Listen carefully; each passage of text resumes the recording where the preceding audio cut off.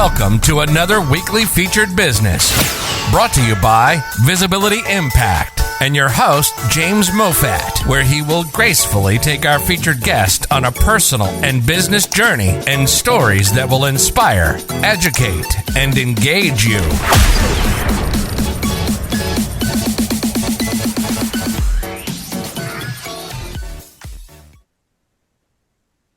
Hello and welcome to another Friday Featured Business brought to you by Visibility Impact and your host, myself, James Moffat.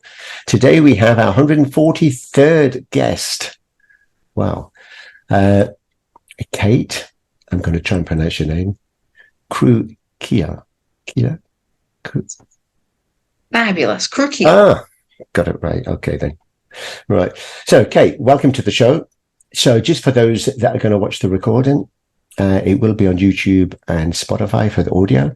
And yeah, feel free, because as we go through this show, I'm going to take Kate on a journey from her childhood to where she is now, touching on any memorable experiences. And the whole objective of doing this is to inspire others, to educate them, because the guests are very knowledgeable, and also, which is most important, to bring hope. So, Kate, let's get going. So before we get going, Kate, you look beautiful there. And I just want to ask you first, where are you living now and where you're originally from? So I am currently living in Nairobi, Kenya, and I'm from Delaware in the US. Wow. Right. So we're going to find out how you ended up there. But before we do that, let's just take you down memory lane and find out a little bit more about you as a child. So, growing up in Delaware, I mean, do you have any siblings? I have two older brothers. So I was the baby. Right. Okay. So what was that like then in the family? Because I was one of four, but I was a middle one. Yeah, it was fantastic because I was well protected, very well protective. Two, everyone in my family were athletes. And so we just grew up always going into sports, from baseball to swimming to football. So I was either dragged along to those games or playing my own games. And looking back now, it was absolutely brilliant on many levels, from a career perspective, growing up with team sports, from the protection of, having two older brothers that were adamant of treating me well and showing me how women should be treated, to then, going into a career where I've worked with 99% men. And so I think that really helped. Excellent. And were you daddy's girl? I don't think I was.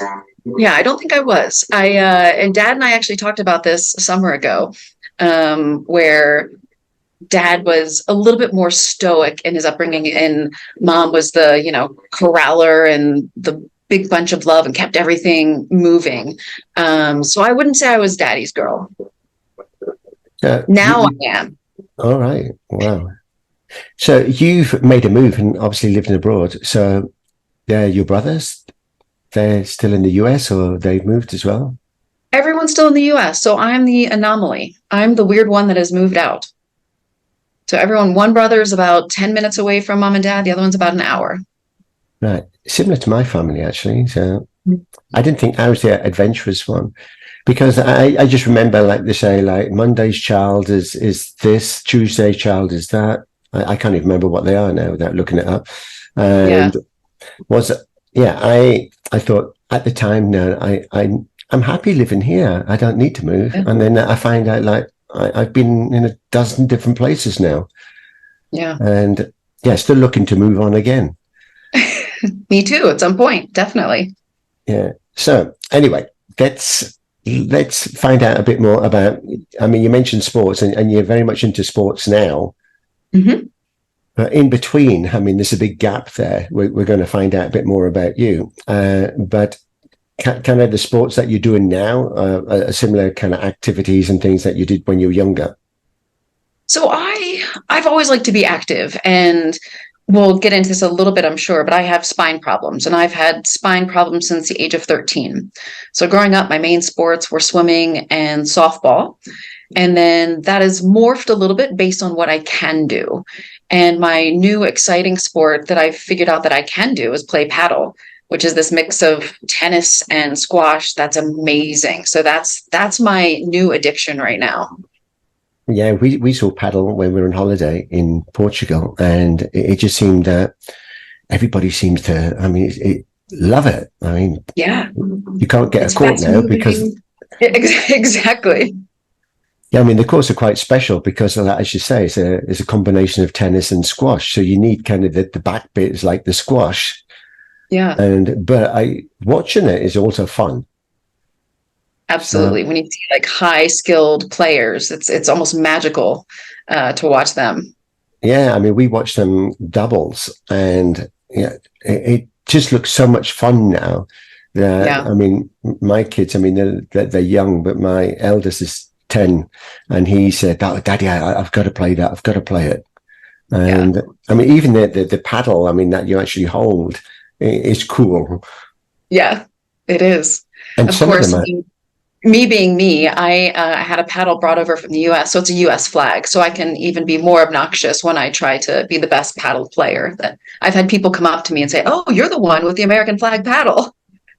Exactly. I mean, there is a novelty and a fun element to it. I mean, it's good to play and good to watch, and so I mean, our kids love it. My 10-year-old wants to do it. I mean, there's nothing around here where we live now, so he's into business opportunity. Exactly. So anyway, you mentioned at 13 you had spine problems. So was this because of sports, or was it? Tell me a bit more about that. They think that I had maybe one or two bad discs in my spine, and when I started to grow, I started to form a hunchback. And so a normal spine should have about a 20 to 40 degree curve.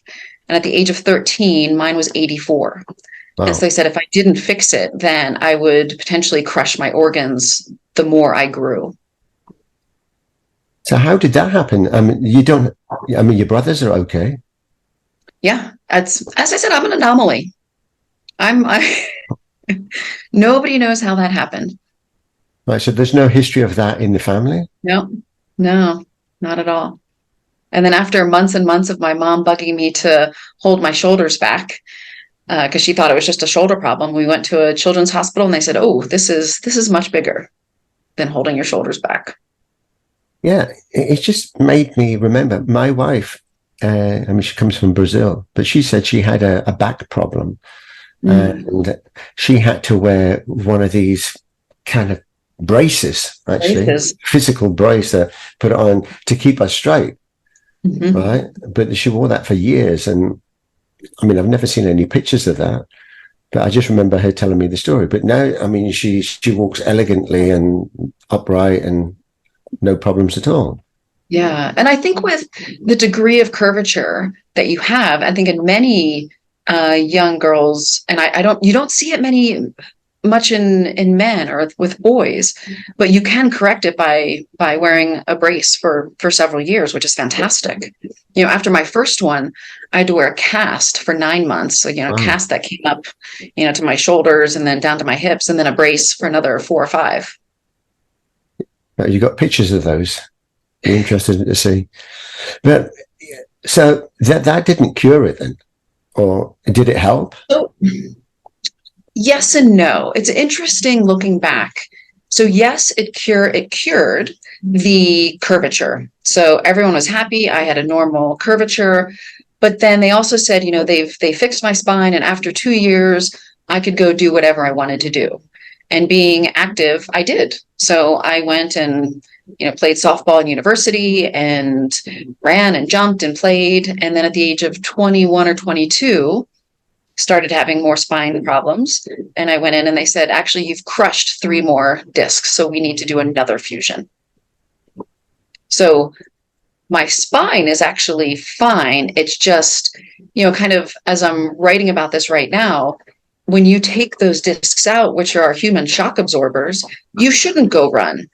You shouldn't do certain things. And I did. So I I personally caused more damage to myself. So when they take the discs out, what do they replace them with? So they replace it with, there's a couple options. The first one that I did, because there were so many, I did 6 levels, they replace it with bone. So they took one of my ribs and they did a bone graft from a hip, and then they crushed that bone and they put it in. Apparently when you crush bone, it almost turns into a liquid, and they put that in, and then they put steel rods and they attach screws and then straighten you up. Wow. But they have, if you're doing 1 or 2 levels, you can do artificial discs. But in my case, the reason for an artificial disc is that it can actually still move a little bit. Or in my case, this is just solid bone, so you don't need artificial. So you're full of pins and things in your back? So I actually had my 3rd fusion last year. So now I'm solid bone and titanium. Wow. So how does that affect, I'm just thinking about traveling when you go through an airport? It doesn't anymore. So funny enough, when I had steel in my body, then I would beep. Now with titanium, it doesn't. Okay. And I'm that strange person that I've kept all the hardware that has been in my body. So I have a bag, and I think it weighs about 1.5 kilos of all the steel. It looks like I could build an IKEA set with what's come out of my body. Scary. But at least it's out of your body now.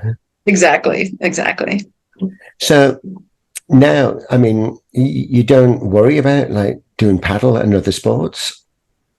I do worry, but what I need to do, and what I've learned over 33 years of dealing with this, is it's very much a holistic approach. It's meditation, it's the friends that I'm around, it's the work that I do, it's the food that I eat, and absolutely exercise that I do, I need that adrenaline, whether it is swimming or walking. And with my body now, I physically can't harm it from a structural perspective. So what I do is I test things. So with paddle, initially I thought, I don't think I can do this, but I'll try something. Then I'm a geek, so I record everything that, is my pain worse? If it is worse, is it a different type of pain? How long does it last? And when does it go away? And so I test it and just see. And so far I'm, almost 2 months in, and it's not created more pain. And it's on the opposite. It's given a tremendous amount of mental benefit of doing something that's fast, new network. I've realized, or I forgot how competitive I am. So it's been great. Excellent. So, yeah, it must be hard to want to give up sports when you've grown up with sports. So I think a lot of it's in your mind as well. You've got to believe that everything's okay. But the thing is, in the absence of sports, I mean, if you just sat on a chair or whatever all day, that's probably more harmful than actually doing some sports. Oh, absolutely. And I remember several years ago when they said, okay, right now you can only walk. And my first thought was, but walking's so boring. I like getting my heart rate up. And then, over time, I've absolutely loved walking, exploring the way your mind goes, listening to music. And you're right. It is such it's a mindset that you have to put your attention to. Yeah, just digress a bit. One of my clients is actually creating a chair that monitors everything. So, I mean, it's one of these really sophisticated chairs. You sit in it, and it adjusts to support your posture and everything. It will monitor you and send alarms, like if you're twisting in the wrong position. And it's really for people that have got chronic back problems. Yeah, oh, that's exciting. It is. I mean, it's costing him a fortune in time and technology. But I mean, yeah, because half the time when you're sitting, you sit way too long, and we don't realize half the time we're sitting in the wrong position, and we're causing damage by sitting there for extended periods, and we don't know. So if you've got something that's like beeping, like straighten up a bit, turn the other way, and then that'll be great benefit. My trick on that is I always try to drink a ton of water so that it forces me to get up and pee. I do that. My low tech alarm. Yeah, but that's good. I mean, I like when I do these shows, it's like typically an hour and a half, right? So an hour and a half is kind of my limit before I need to get up and go to the toilet. So it has to finish because I need to go. But anyway, let's move on. So other than sports, I mean, you talked about nature briefly there and about walking. So it just seems that everybody I ask about like growing up, what did you like? I mean, most people say being in nature. So Yeah. was that same for I you? always love being outside. I feel better outside. And, looking at how, growing up, you came home from school and you immediately went outside. You got on your bike and you went outside. We had a big yard or garden, as some people say, and a creek. So we'd be down there. We'd be building forts. You're just always outside. Love it. The same with us. And I think in those days, we didn't have the technology and the TV programs and computer games. So we didn't miss those because we never had them. Mm-hmm. And you had to go and entertain yourself. And when your parents kicked you out the house and said, go out and play, you had to use your imagination. Absolutely. And you had to be back by dark. That was the rule, whatever dark was. Exactly. The thing is, when you're out and it's getting dark, you accustom yourself to the dark. So to you, it's not dark. But if you're inside with the light on and you look outside, think, oh, that's dark. Where's the kids? So we used to get into trouble for coming back too late and said, well, it wasn't dark. Not for us anyway. We turn into cats, you see. So anyway, let's kind of move forward because there's a lot to cover. I mean, you talk about the book. So let's quickly introduce the book and then I want to backtrack on your career. Okay. So you're writing a book at the moment. That's how we met, because we're writing a book with the same publisher, and previous guests that have been on the show, we thought, let's do a collective book, right? So we're in the final stages of ours and it's been painful. So I just want to hear what your book is about and where you are, and have you got a launch date? How long has it taken? Has it been a painful journey? And more painful than the back? So I started this journey about 5 or 6 months ago. And it was kind of interesting because we were talking a little bit before we started this on serendipity. And during my career in the last 10, 12 years, several of my friends or colleagues had said, you should write a book. And my first thought was, on what? And I but you've gone through this journey, and, the jobs that you've done and your pain journey and how you live life. And it started coming up more and more. And then I finally talked to a few friends. I said, why? Got some feedback. I started once, stopped, started the second time, stopped. Then last year happened with this surgery that stopped the year. And then I got in touch with Paul and I thought third time is a charm. So this was meant to happen. And so my book is about my pain journey and how I've lived my life, and bits and pieces, some on lessons on how to work with doctors. Some are about how to deal with fear, which is what I'm writing about right now. So I don't have a title yet. I kind of think I know what it's going to be called, but I don't know. And our target launch date is June of 2024, which is coming so fast. And so before I do anything, I always think, ask myself, what's the worst that could happen? And because writing a book, and especially about me, is such a vulnerable state to put me in. And I thought, well, what if it doesn't sell? What if it doesn't, what if people don't like it? What if people don't read it? And I thought, well, that's actually not what it's about. It's about me. And first and foremost, this will be such a cathartic process for me to go through. And people that know me well know that I'm not great at talking about this. It's taken 20 years for my mother and I to figure out how to talk about it, because early on, my biggest fear was I didn't want anyone to know this about me. I didn't want people, especially in work, to say, oh, she can't do that because of this pain. And so I hid it. And I then realized I have no idea how to talk about this. I don't know how to bring this into my life. And so it's been certainly a journey on that. And so now that I've started, I'd say, I think I'm maybe 40% there. And it's been wonderful. It's also been very difficult. I didn't realize, I knew it was going to be difficult from, how do I even put this on a piece of paper? Sometimes I feel like I'm just throwing up on a piece of paper and this doesn't make any sense. Sometimes I don't know where to start. But then what I didn't realize is how the emotional journey that I'm on. So as I said, I'm not used to talking about this. So then having to dive into certain situations and remember and recall the emotions, the fears, the anxiety, the pain, it's been really, so sometimes after I get off a phone call with a publisher, I need a day just to calm down emotionally, because it was so, it just brought up so much. On the positive, it's brought up things that I didn't even realize from a super positive perspective on the influence of people in my life. Like my grandfather, that last week, this came up and I was like, I had no idea the correlation of how he lived my life, that I've completely tried to mimic and exude his just all of life and happiness. So it's been so far an amazing journey. I absolutely love it. And it's similar to us, because when I started this show, I thought, what could be an extension of this? What could be fun? And for me, because I interview all the different guests, they don't know each other. And I thought, there's some beautiful, wonderful, magical people. And it's a pity that I know them all, but they don't know each other. Yeah. So how can I help introduce them to each other?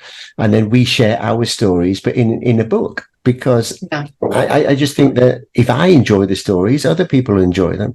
Yeah. So that's kind of how we started. But exactly what you said, I mean, it's been tough, because we've had people that have written books before, so they kind of know the protocol and know what to do. And for them, it's easier. And then for the other newbies, we're completely alien to this, and it's tough. I mean, like, as you said, we procrastinate so long because we don't know the first sentence what to write. We know in our mind what we want to share, but we don't know how to share it. And we don't know how to start. And one great tip, actually, that Paul gave, the publisher, he said, because he's reviewed a lot of the stuff that we've written, and I mean, I started using too many fancy bloody words and whatever. And he said, that's not the James that I know. He says, imagine you're down the pub now with your friends, right? You're telling them a story. Write it that way, because that's how people will relate to it. So I thought, wow.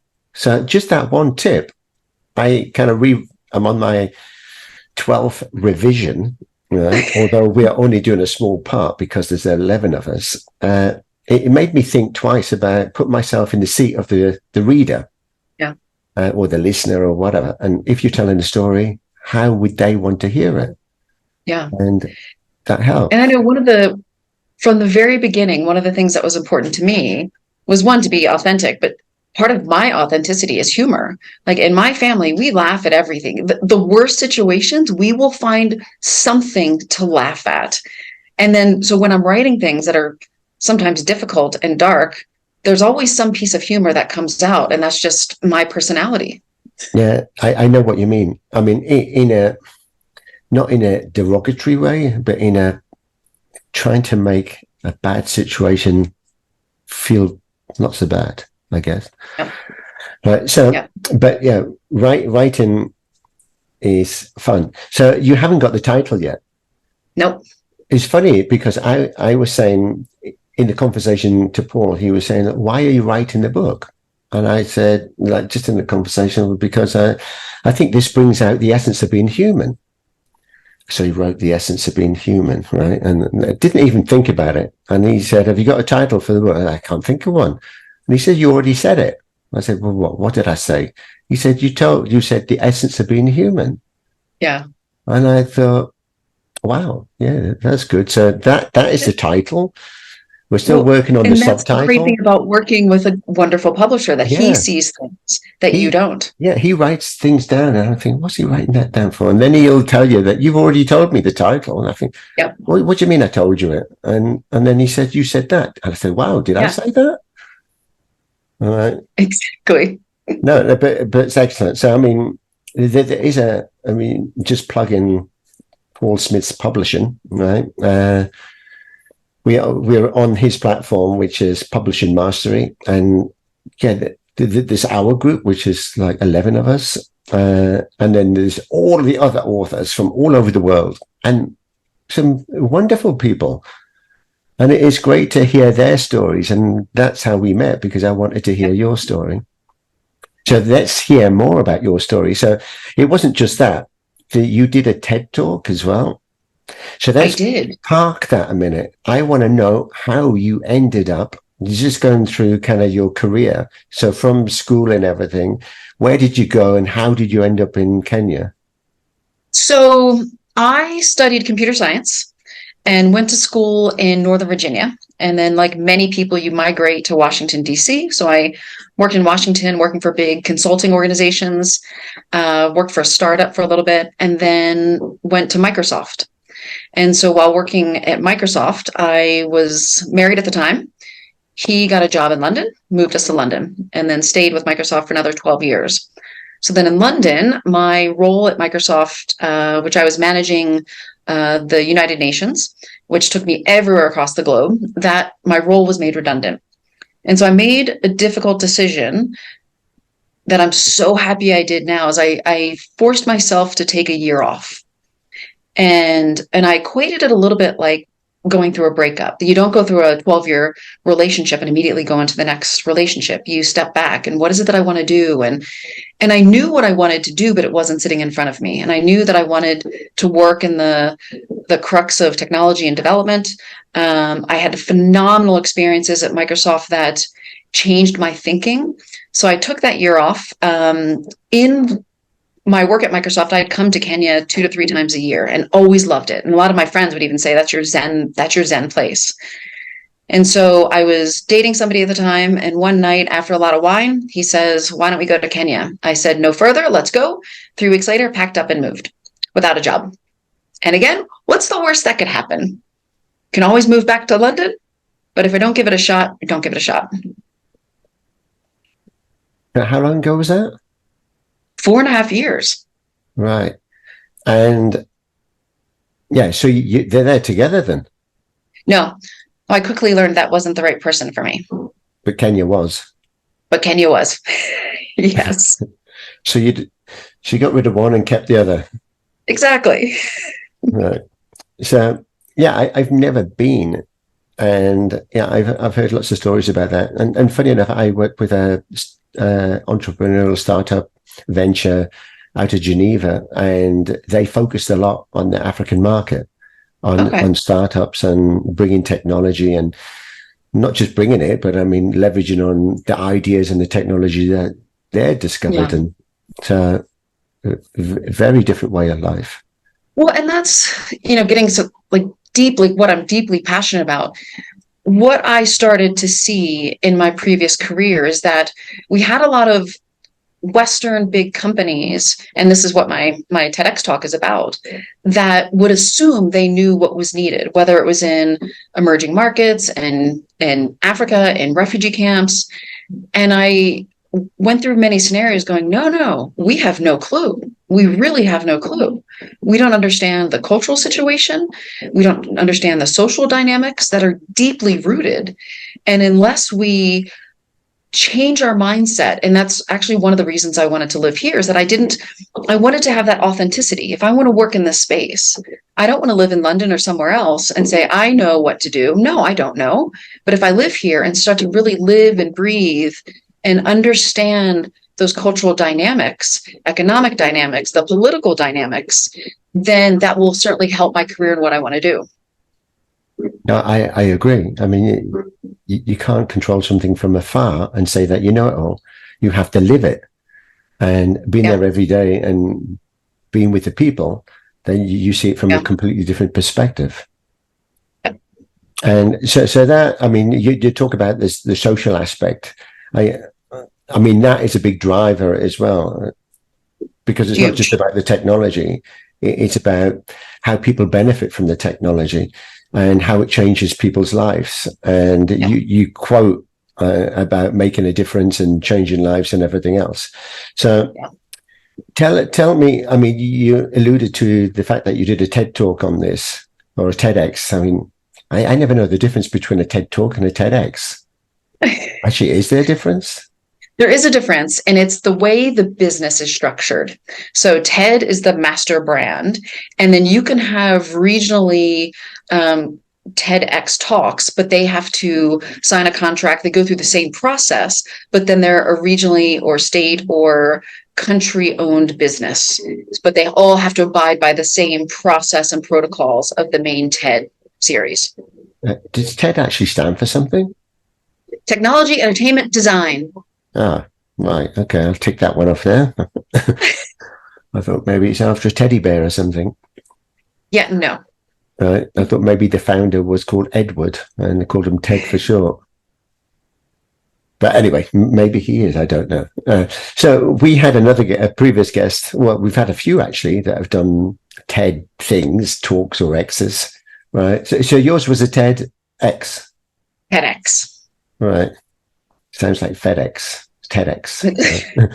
Right. Okay. So how did that start? I mean, did you say I want to do this TEDx and you put yourself forward, or tell us about so it?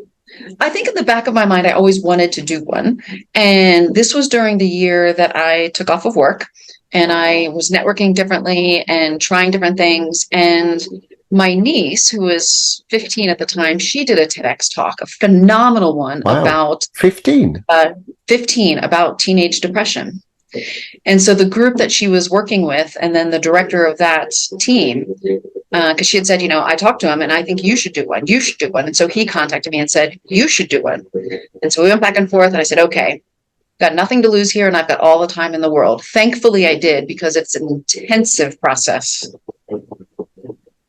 Yeah, I'm curious about your niece doing at 15 doing one. So how, I mean, please share, the links, and I'll put them Absolutely. In the show notes afterwards, because that one's particularly interesting because, not to say that yours isn't, but there's a lot now of teenage depression.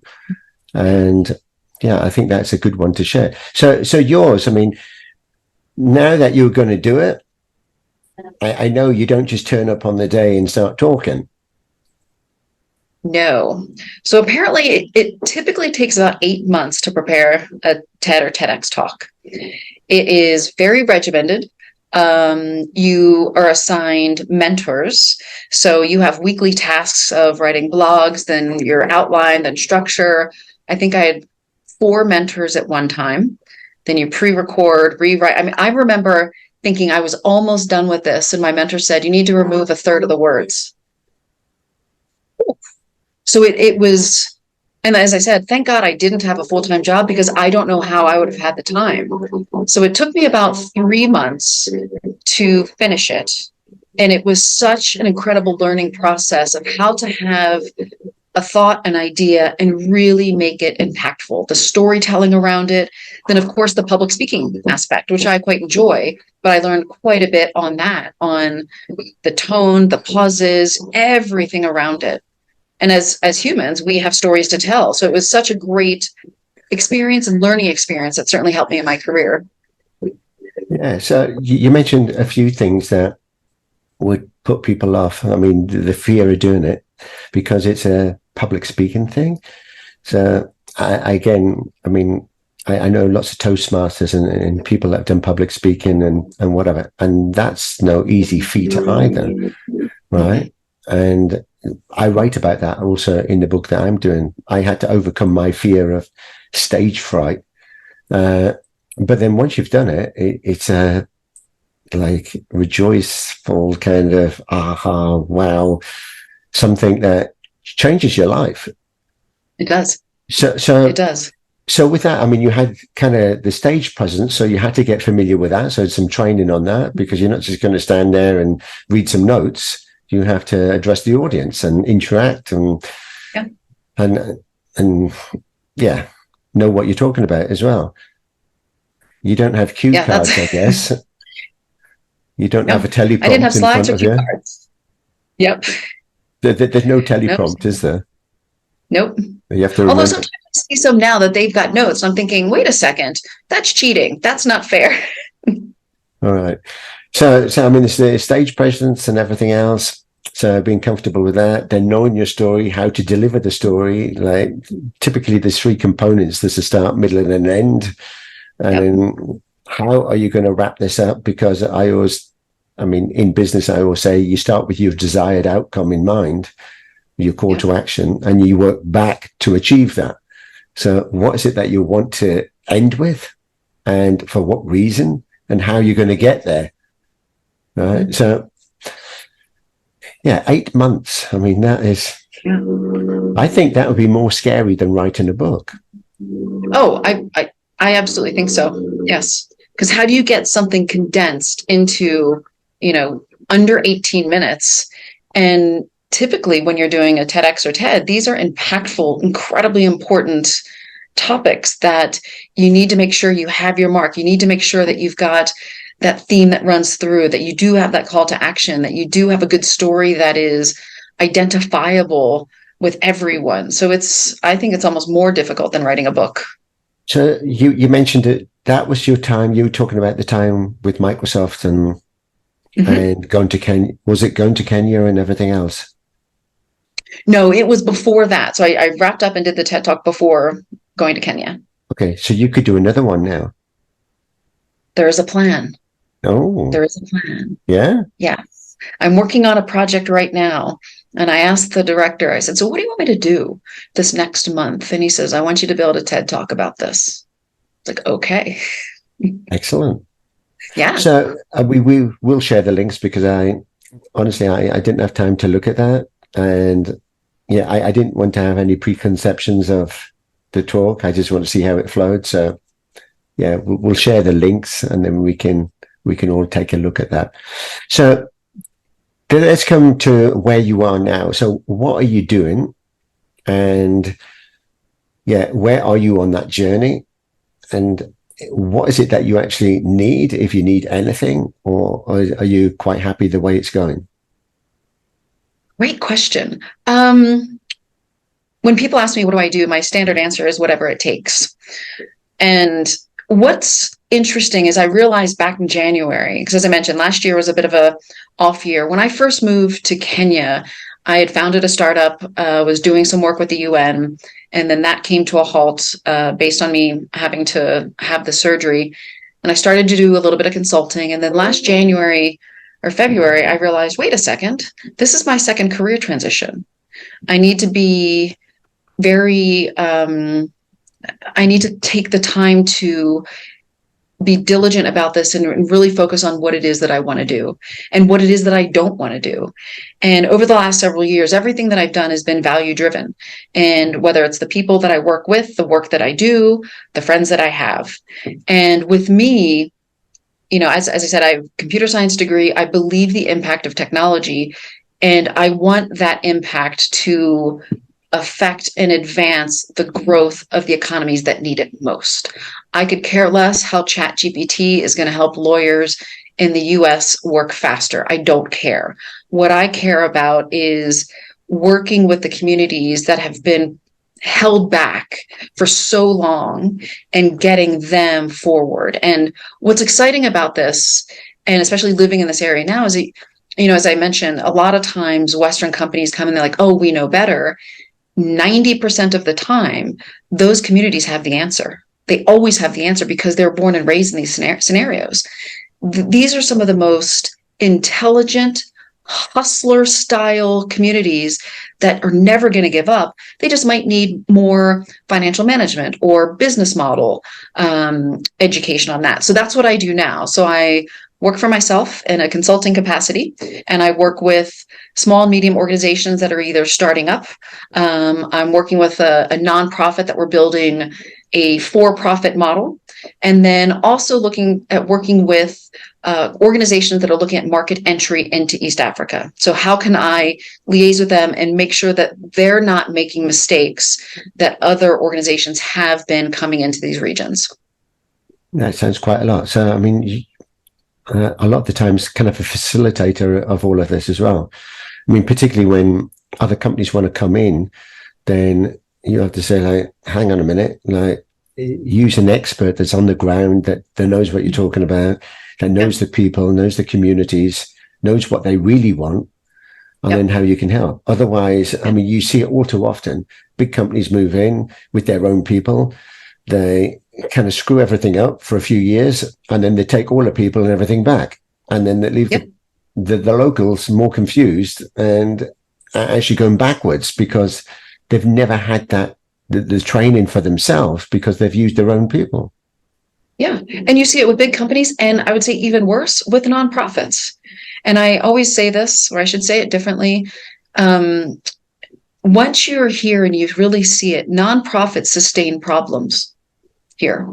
And when you go into certain communities, they see a white person and they immediately think that there's going to be a handout immediately because they've seen this before. White nonprofits or religious entities or whoever comes in, businesses, and they know they're going to get some handout, something, but they're not integrated into the actual growth of that community or that solution or that technology. Yeah. So now that you've lived there and everything's about networking. So networking, not just with fellow professionals that are there to help as well, but also the locals, because they're professionals in their expertise as well. You just have to find that way, how they can harness that expertise and have it as a business and help the community thrive. So you talk about the sports, the paddle actually helps with the networking. Yep, absolutely. And it's one thing that I really love about Kenya specifically.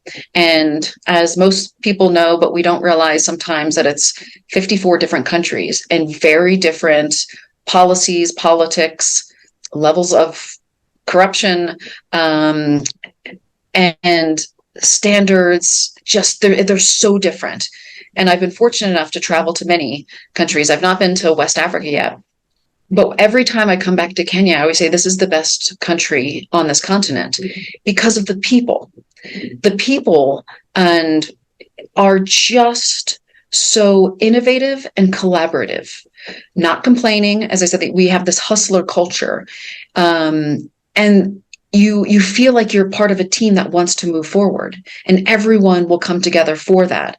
And so I always say, if you're having coffee with a friend and you say, I want to make shoelaces tomorrow, within minutes, that person says, oh, my cousin makes shoelaces, hold on. And that cousin's sitting there. So it really is a collaborative community, which I think is poised to thrive right now with everything else going on in the country.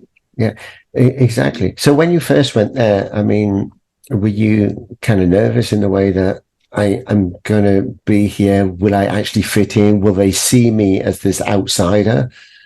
A white woman trying to tell them what to do? Or, I mean, you're not there to tell them what to do. You're there to coach them and help them and be part of the community. But how was that? It was, I wouldn't say I was nervous. If I was nervous, it was more of, what if I don't find work? What if I can't make this work? But I wasn't nervous about the cultural aspect of it. And I was fortunate enough that I had a few previous colleagues that were Kenyan that I'd worked with. So was able to quickly move into having some really good friends, Black, white, Asian, and moved quickly on that side. The one thing that, I would, again, that I enjoy about this country is it's very plain and simple. Some people, when you're going around towns, the word for white person is Mzungu. And so you'll see kids and they just run up, they're like, Mzungu, Mzungu, Mzungu. And some people say, does that bother you? I said, no, it's fine. I'm white. That's fine. And I remember the first, few months that I was living here, someone said to me, you Americans are weird. I said, well, we can be, but why? And she said, I'm Black, you're white. It's that simple. Why do we make a big deal out of it? And I thought, yeah, we often, overcomplicate things. So I was very fortunate to have a community. I also love people. And when people often ask me, you're a great networker. How do you do that? I said, you have to start with liking people and liking stories and having that curiosity to learn about why things are the way they are and put your own biases and what you've learned aside to bring that on board. And so I've been very fortunate in that to have a wonderful community. But even looking at the company that I was running for 2.5 years, and I was the only Mzungu within the company. And early on, I said, I'm not the face of this company, you are. And, being a startup, we know everybody has to pitch in and do everything, but it was about, this is not mine, this is yours. This is for, and it was a policy organization. This is for the growth of this continent. You're leading this. I'm just sitting in the back, and I'm helping when you need help, or opening a door when we need to open a door. But always, learning that this is not about me. This is about how I can help, but this is about a much larger community and value that we can bring. Yeah, I love it. And you actually said, maybe pun not intended, people pitching in. So as startups, they have to do pitches, obviously, either for investment or to pitch their product or services that they're offered. So you help with all of that as well? I do. And this is something that I'm going to add to my portfolio. And I apologize in advance if I offend any woman on the planet, but I am one of those. So I feel like I can say this. It's been really fascinating working with startups and looking at the difference of how men and women pitch. Men can have an idea on a piece of paper and they can go out and raise millions. Women, they have a phenomenal idea. They build it. They build a community around it. They get the model, and then they look for money. And it's almost like they're more hesitant to be out front. And so that's one thing that I'm starting to do, is coaching women founders on how to pitch and when to pitch. No, I love it, because I did something very similar. I mean, when I left the corporate world, I went into entrepreneurialism and then became a mentor for startups. And one of the biggest challenges that I saw was they might have a great product, but they don't know how to pitch it. And yeah, that would let them down. And they'd fail on investment, they'd fail on selling it because they couldn't pitch it. Yeah. So yeah, I was lucky. It makes you sad. And that's one of the things, just wanting to obviously support female founders. Yeah. It's not sad. It makes me upset and to kind of go, no, this is my role now. Like it's my job to help you pull this organization forward, because it is a phenomenal idea. It can be successful. We just need to tweak a few things. Exactly. I mean, because you can quote all the statistics of startups that fail. I mean, they say like 9 out of 10 will fail.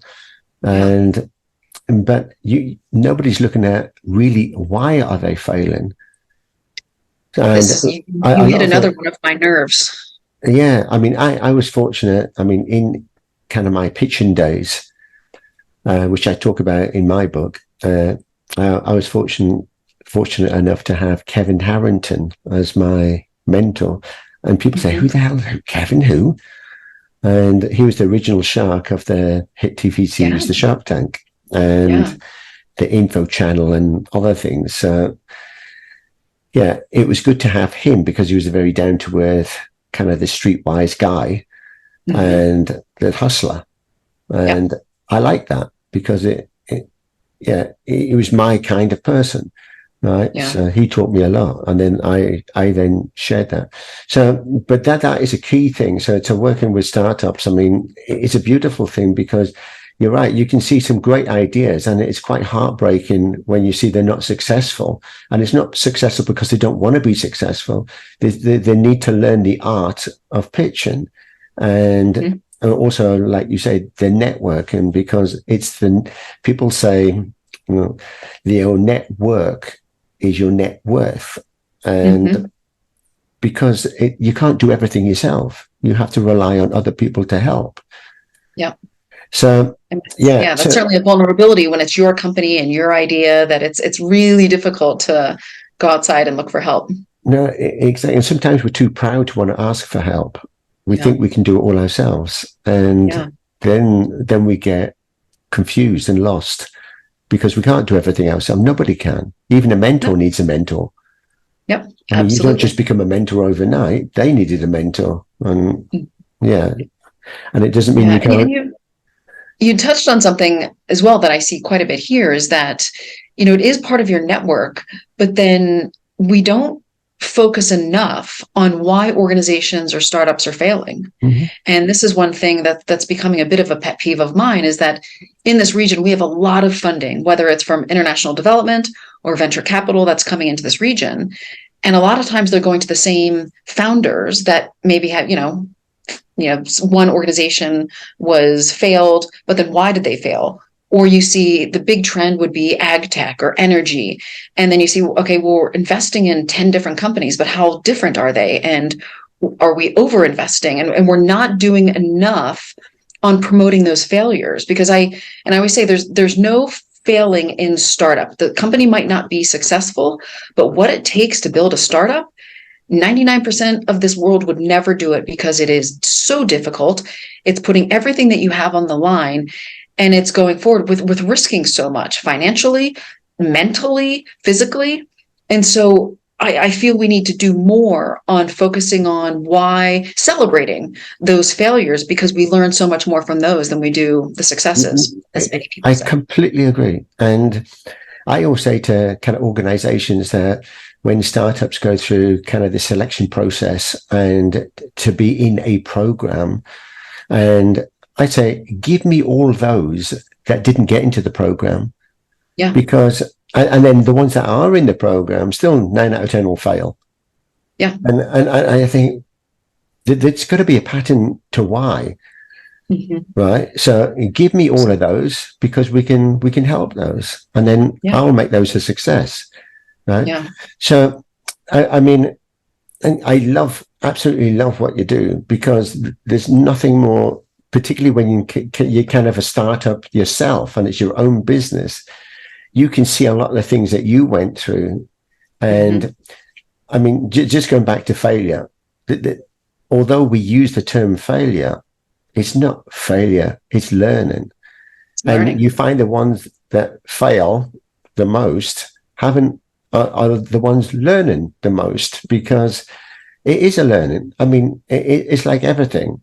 I mean, I used the example that when I went to do my driving test, I could already drive because I did a subject at school that when I was 15, I was driving the car at school, right? So I already knew how to drive, but I got complacent and I got too cocky, and I thought, everyone knew I was going to pass, right? So I went there with the attitude that this is a doddle, right?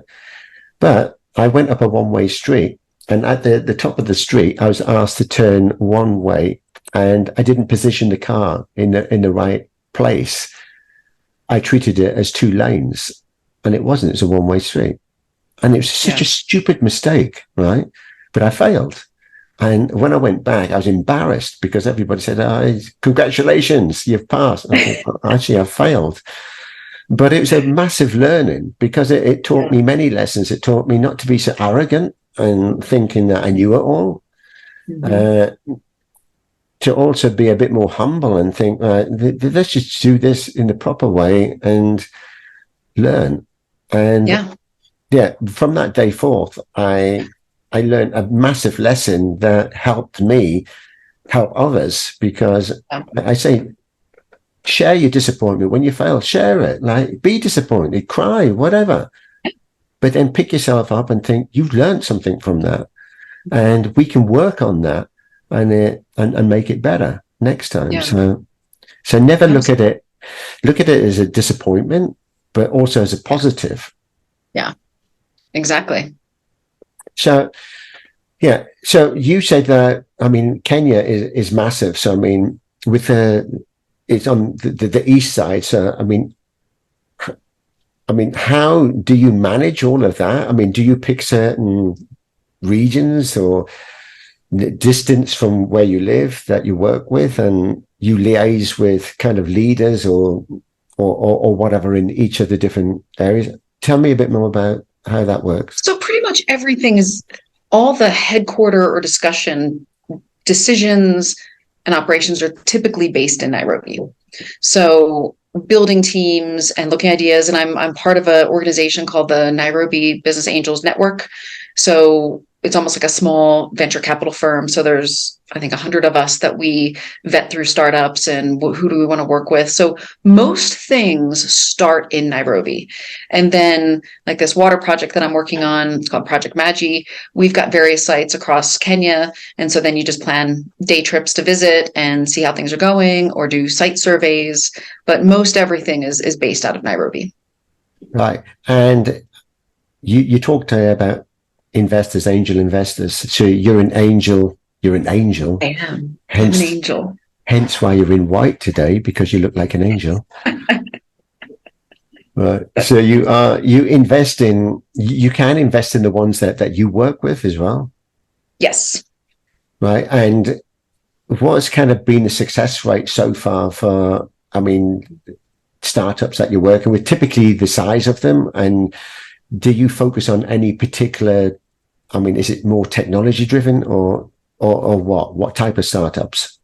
So right now I've invested in 3, all Africa focused, 2 based in Kenya. 1 is actually based in London, but focused on Africa.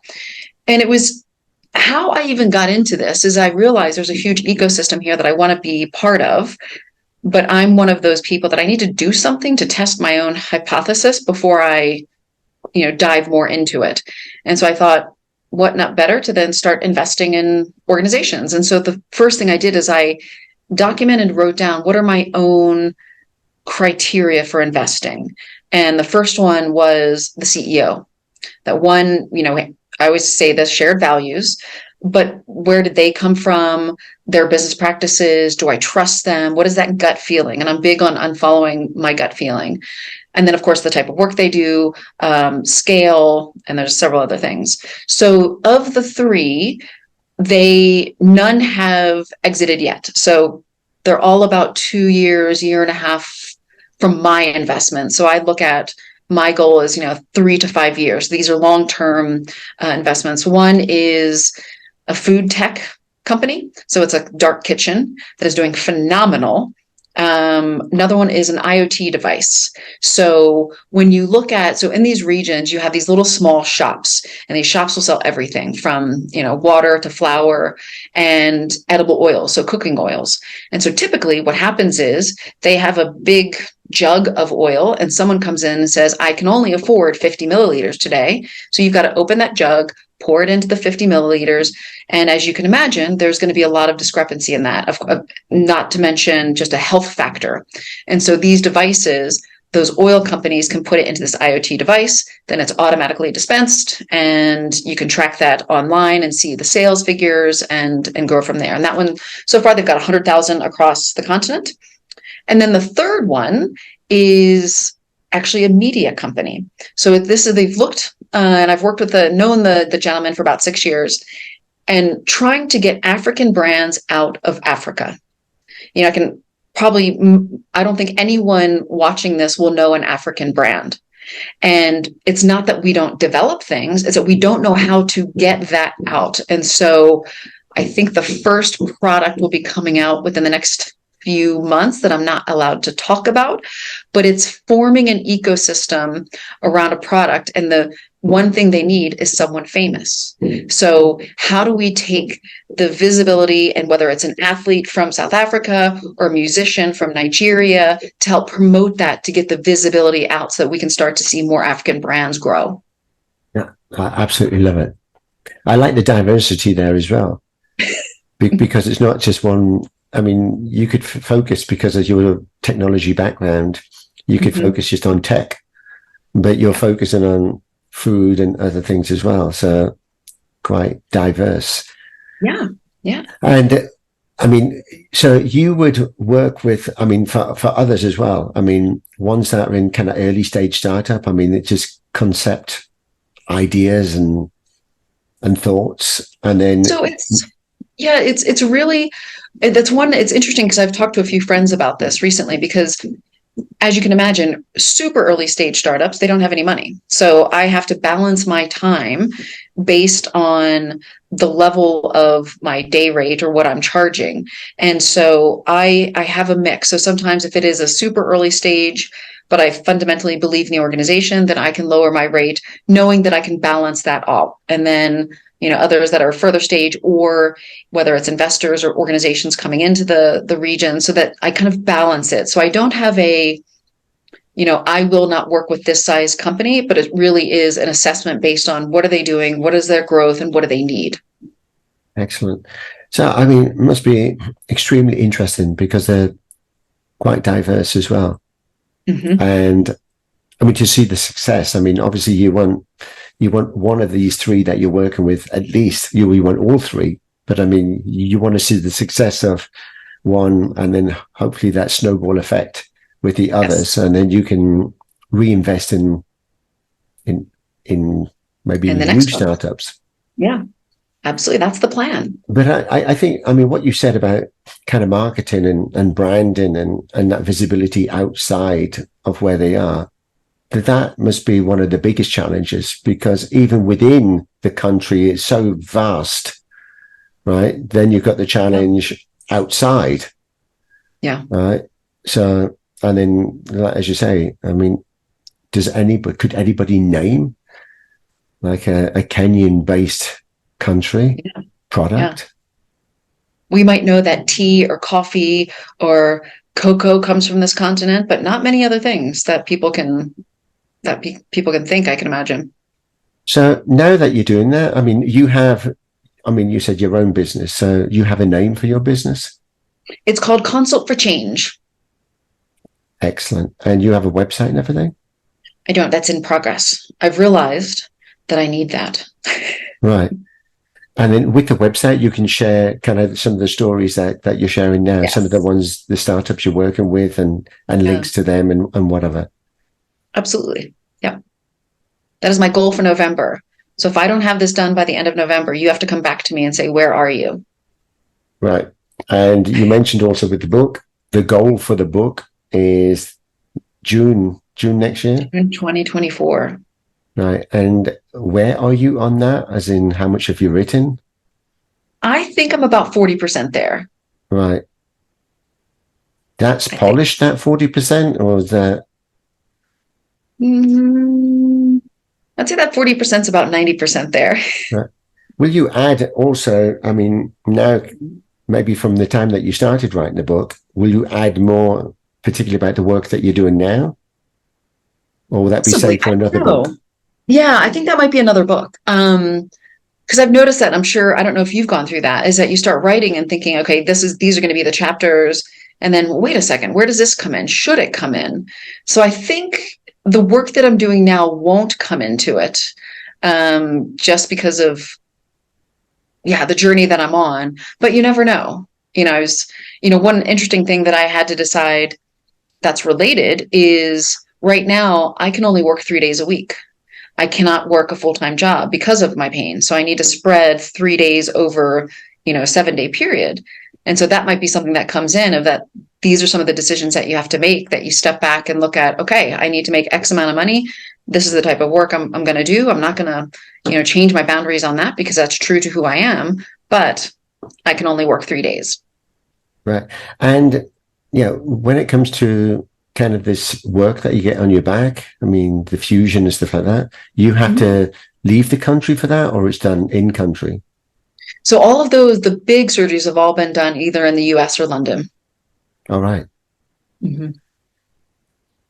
That's where you get the specialists. Exactly.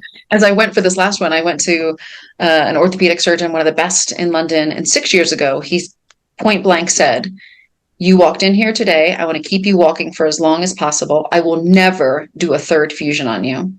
Then I went back to him 2 years ago and he said, your only option is a third fusion. And I said, well, that's why I'm seeing you. He goes, oh no, I would never touch your back. There's only one person on the planet that I would allow to work on you. And that's someone where? In London. All right. Okay. So you're in good hands there. Yes. Right. So let's kind of wrap things up now. So have I missed anything? Because I wanted to make sure that I captured, I know we can't capture everything on these calls because there's always something that we could go off on a tangent and talk about all day. So we talked about the TEDx, the book, and kind of how you ended up in Kenya. So has any of your family come to see you there? No, in fact, Mom and Dad just booked their flights to come in February. Right. So that they'll be the first. And your brothers? Because you said your brothers were very protective. Are they not worried? Yes, exactly. I think one's going to try to come with his family in August, but we'll see. So I hope they come. As I said, it's it's a big part of my life here, and the community and the friends that I have, they've just been phenomenal. And especially, being here during COVID, which was difficult across the globe, but then being so far away. And I had the joy of being hit by a bus and having to have surgery during that. And during that time, it just showed me, I was hit by a bus walking across the street. You're not using a pun there. I mean, yeah, no, physically hit by a bus. Yeah. Yep. So what happened there? So like immediately after it, how did you get hit by a bus? I mean, going across a busy walkway, and here you always wait, you watch. So everybody started to slow down. A guy in the middle truck stopped, and then I started to slowly peer around, to see, is there anybody coming? And at the same time, a gentleman walking in front of me started sprinting. And so I just inherently looked to my right. And as soon as I looked left, this bus was right in front of me and not slowing down. So I thought, oof, like I'm done. Like I'm under there's no way I could possibly move. And luckily my subconscious kicked in, and I just pushed off my legs as hard as I could. So then the corner of the bus hit me straight on and threw me to the side of the road. Wow. So did you break anything? I broke my arm. So it hit kind of here and then splintered it. So then I had to have a metal plate put in my arm. And a tattoo to make it better. That came later. Yeah, that came later. Actually, what is it? So, wait, so first it's an elephant. And I never wanted a tattoo. And those last 6 months, for some reason, this idea came into my head. So the elephant to me represents strength and perseverance. You might not be able to see, but his trunk goes into a blue screw, like the titanium in my back. Oh, yeah. And it goes into North America. Wow. Where I'm from. And for me, it's to symbolize that my strength and perseverance will help me go through my dreams and travel the globe, and my pain and my back will not stop that. I love it. So you got that done there? Yes. Right. Very nice. Yeah. So every time someone sees your tattoo, you have to share that story. I do. And it's interesting because it's as I said, I never thought I would ever get a tattoo. But I'm also one of those, once I make a decision, I make a decision. And so I did a lot of research, and then I absolutely love it. Yeah. Just digressing, I had a guest. I mean, I've had many guests with tattoos, but one in particular was an indigenous Maori from New Zealand. Ooh. And lots of tattoos. And I asked, just out of curiosity, do the tattoos symbolize anything, or they're just nice tattoos or whatever? And she said, everybody in the village has the same ones. It's the story of the village. And then she's sharing like up her arm, like the story and everything, and the people and the heritage and whatever. It's really fascinating. Yeah. It just reminded me, because you said that elephant and everything's a story. And I mean, a lot of people just get tattoos because they like the look at them, but to share a story and the whole village share the story, it's quite something. Yeah. But it goes back into the learning about different cultures and environments and just understanding, which is so fascinating, and it helps us all grow. Exactly. That is the beauty. Exactly what you said. It's about not from afar trying to do something, but being there with the people. I mean, being accepted. And you mentioned about that gut feeling, that trust, and the authenticity comes through as well. So when they see that with you, and you're not here to screw them over, and it becomes a magical bond. And then they trust you. So on that note, right. So you will have a website at some point. Yes. So then we can share that. You do have a TEDx that you can share, and your niece's one. And my nieces. Right. Yeah. I'd be curious to know what happened with that. I mean, was it well accepted, and did people? It was incredibly well accepted. And it's something that other teachers started to use as a guideline to show other students. And this was well before COVID. And she'd had a year that she just was just out of it and super depressed. And then I am so proud of her that she had the audacity, gumption, and courage to then do a TEDx talk about it. She should do one of my talks then. Yes. Yeah, because I'd like to know the She's about story. to graduate from college. Yeah, I'd like to know the story behind it, how she, what caused kind of the depression and everything else. Yeah. And how she's helping others with that. Yeah, that's great. Right, so, what I always say is that everyone has something. You know, many times you don't see it. You know, whether it's depression, a physical ailment, alcoholism, but everyone has something. And that's why even it's more important to be kind to everyone, because you have no idea what they're going through. Which is quite funny, right? You said that. I mean, funny in the way that with our book, we're looking for a subtitle. And Paul came up with the word misfits. He said, "You're all misfits." And I thought, when I first I voted on that title. That subtitle. I saw. Right, I thought, misfits. I mean, is that an appropriate word to use? And then some people pushed back, saying, "I'm not a bloody misfit," right? Yeah. But then I look at it, exactly what you've said there. We're all misfits. We're all of us. Tell me who isn't, and they'll be lying. Yep. I mean, misfits not in a negative, derogatory way, but in a way that we're all different. Yeah. Yep. And I always say I'm weird, and I'm happy about that. The way I do things, I'm weird, and I'm so happy about that. Yeah, I am. And it's strange things about, you know, a lot of people, you know, when they learn that I have spine problems, like, oh my goodness, like that's 33 years. I'm like, are you in pain now? Yes. Are you always in pain? Yes.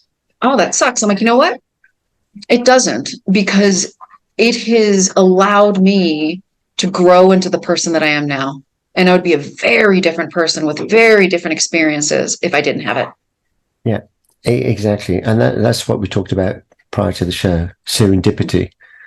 I mean, things happen for a reason. And sometimes we look back and we think, why? I mean, I'm feeling pain, I'm feeling hurt, I'm not happy. But these are the experiences that we have to make us who we are now. Yeah. Although a lot of my friends and family after this bus accident said, this really doesn't make sense. Why you? Of all people why you? And I said, there's a reason. Might not know it now, but there's a reason. No, I think so. I mean, you're still around. Yep. You still look fine. Smart. Yeah. You're still the angel. Right. Thank you. Right. So anyway, I'm looking forward to your book, and I think the viewers, and I saw the comments on LinkedIn as well. Many people are looking forward to your book. You've already sold it before you've written it. Right. That's scary. Right. So people believe in you as well. They want to know the story. And yeah, I want to know it as well. So, I mean, yeah, I think even between kind of the book community, we should be buying each other's books, because we're here to help one another. And yeah. So we'll promote that. We can promote that again nearer the time. Great. So perfect. Between yours. On that note, you've been an absolutely fantastic guest. Someone completely different, but I mean, they're all different. Everybody is unique, and your story and what you're doing in Kenya, and for the people there is wonderful. And if there's any links that you can share with some of the work that you're doing, that would also be great to help provide some visibility of life there and what people are doing there, and some of the innovation, the way of life, and everything else. Yeah. Right. Will. Okay. So I thank you once again for being our 143rd guest. Right. And see, that goes into my number 143, and I'm 17. So 4 and 3 is 7, and then 10. Yeah, it's a good number. Yeah, as we were talking before, I mean, I love numbers because numbers mean something. We just got to know what they mean. Yep. Right. So, is there any closing message that you want to leave us with? So one, thank you for the opportunity. This is a great series that you have. I hope maybe on one of your next books, I could be in it and help write it. Oh, definitely. Definitely. For the second book, I always ask my guests if they want to be in the second, because we've closed off the first one. And we should be launching for Christmas, the first one. That's exciting. What a massive accomplishment. Huge. Yeah, we're keeping our fingers crossed because it's been a painful journey, but we want to see the rewards for that. Yeah, great. But definitely help. You can help with the second book. Okay. We need people like you in it. I'm in. You have my commitment. Right, excellent. So you were saying to carry on. I think the only other message is, especially this, where we are in our society and everything else that's going on in the globe, is just to be patient with people and learn about the communities, especially in a work environment. Take the time to do that research and understanding, because we're all humans. And every business that we're doing, at the end of it, we're trying to help another human or another community to try to understand that community as much as we possibly can. Beautiful. Actually, that's reminded me of, 3 things that I aspire to do. I mean, as a human, I think we're here for 3 reasons. I mean, the first one is to learn, constantly learning, and we'll learn all through our life and never stop learning. Secondly, is to serve humanity, and this is exactly what you're doing. And then the third thing is to preserve humanity, which is what you're doing. So, I mean, we could have another discussion on this, to find purpose in life and something that's meaningful. I think you're there. Yeah, I'm very lucky. Very, very lucky. Yeah. Yeah. Okay. So on that note, I thank you once again. Thank you. Wonderful. I wish you a wonderful weekend. You too. Hope the rain stays away for my paddle. Yes, exactly. Okay then. Thanks, James. Thank you. Bye-bye. Bye. Wow, that was another featured business brought to you by Visibility Impact. If you'd like to be our next featured guest or learn how James Mofat can help you leverage on the art and power of interactive storytelling for your business, reach out and schedule a call now.